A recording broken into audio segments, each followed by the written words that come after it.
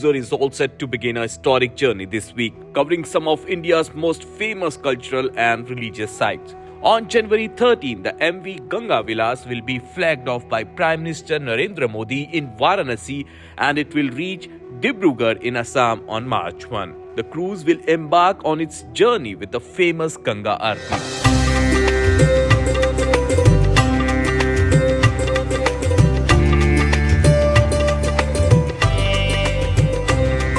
During this, the cruise will travel a long distance of more than 3,200 kilometers. This cruise will reach its destination through 27 river systems, passing through India and Bangladesh.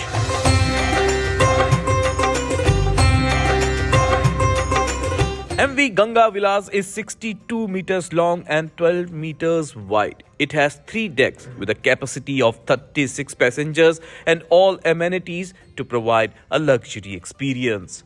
Talking about luxury facilities, there is a luxurious restaurant, spa and sun deck on the cruise ship.